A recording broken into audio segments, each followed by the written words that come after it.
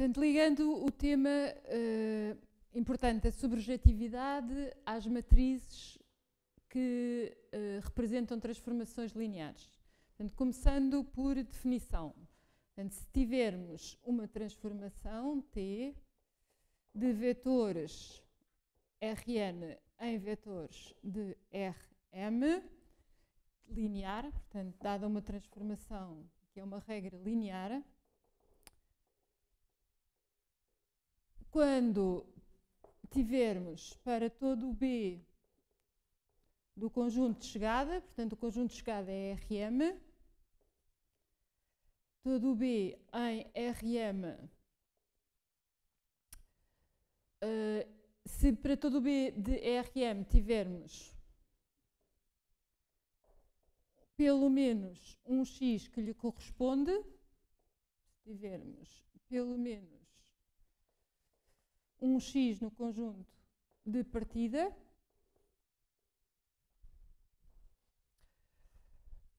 tal que x se fica transformado na imagem, não é? Tal que B é imagem desse x, a nossa transformação linear diz-se sobrejetiva. T diz-se sobrejetiva.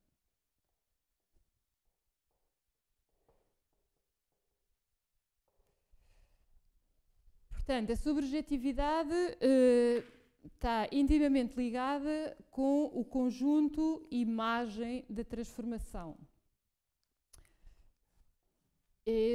São estes dois conceitos que é importante ligar, relacionar. Em termos de matriz, portanto, se T é linear, aliás, como T é linear, certo?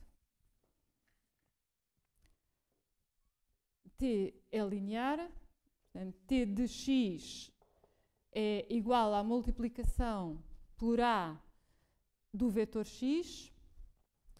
Podemos olhar, portanto, a ideia será interpretar, portanto, queremos interpretar a sobrejetividade de T a uma certa propriedade da matriz A.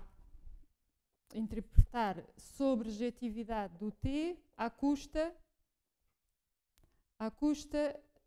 de olharmos para as colunas da matriz A como uma propriedade de colunas de A.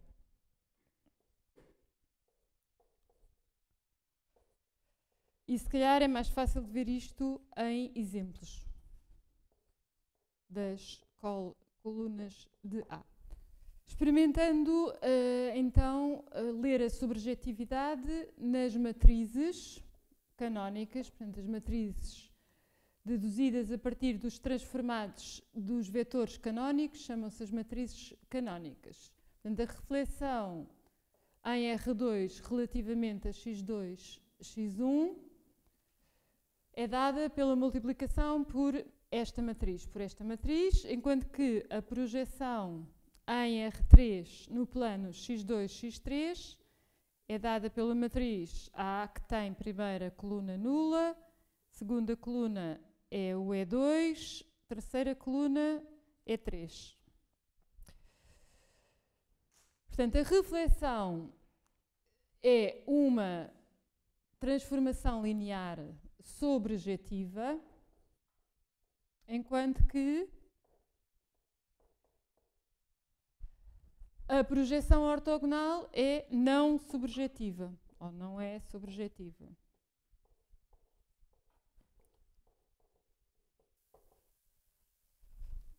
Não é sobrejetiva, certo?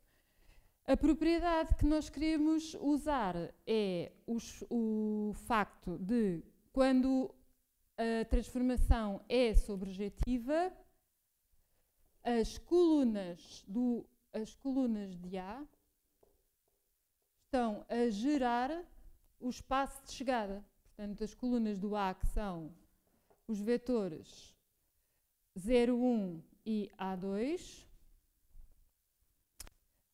as colunas de A geram o espaço de chegada que é R2, geram R2.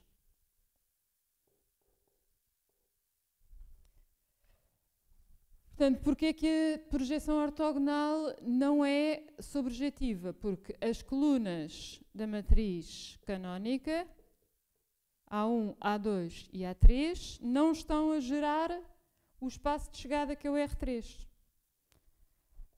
As colunas agora, deste caso, colunas de A, não geram o R3.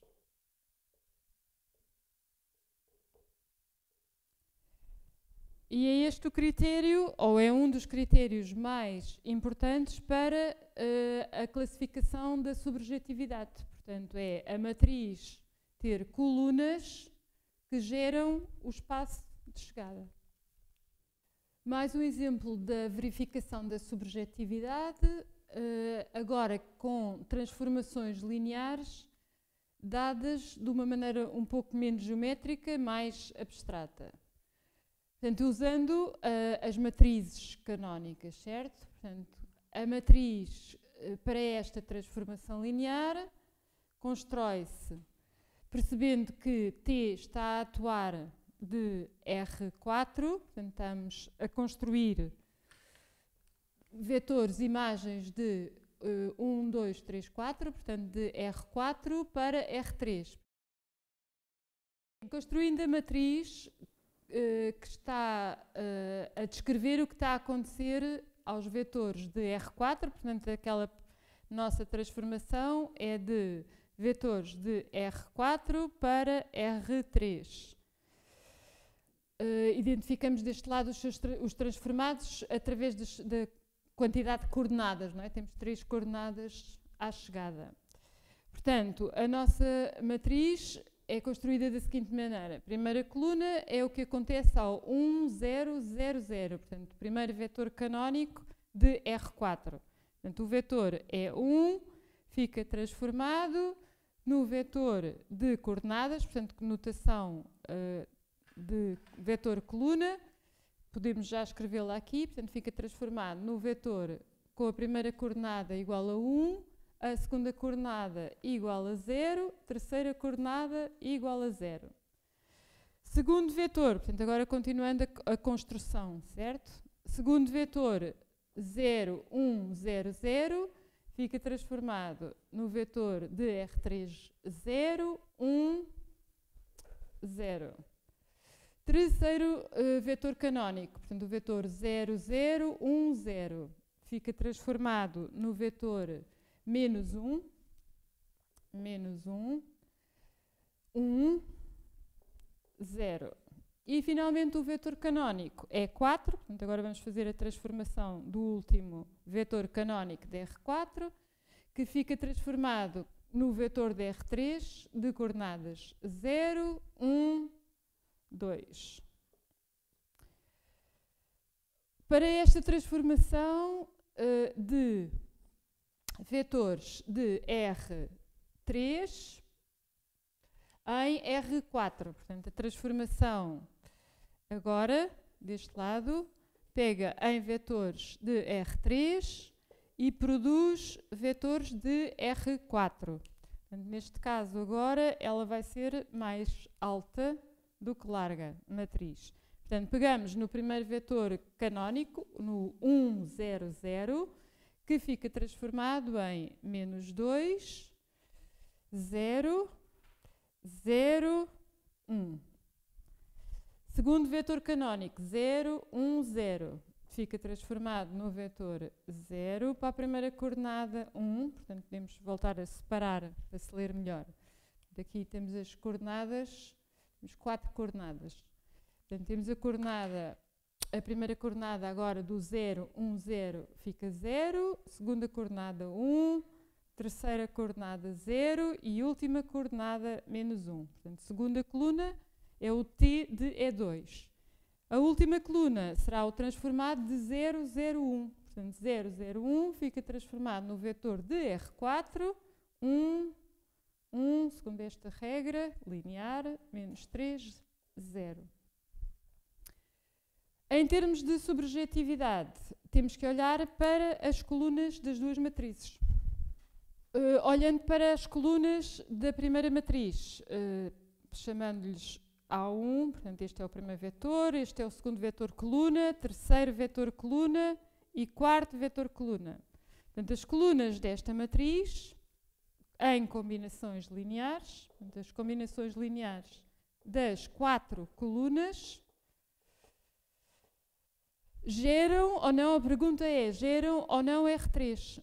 Portanto, com o aspecto com que a matriz já está, portanto, é uma matriz em escada de linhas, temos 3 pivôs e, portanto, podemos de facto afirmar que as colunas desta matriz geram o conjunto de chegada, o R3. No segundo caso, desta matriz que tem 3 colunas, A1, A2, A3, é fácil, nem vale a pena. Portanto, a matriz não está em escada de linhas, mas nunca poderá ser candidata a gerar o R4, porque a expansão linear de 3 vetores de R4 nunca pode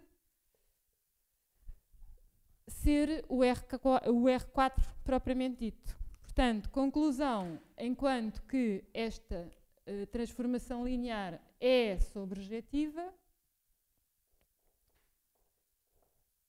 a transformação linear cá de baixo não é sobrejetiva.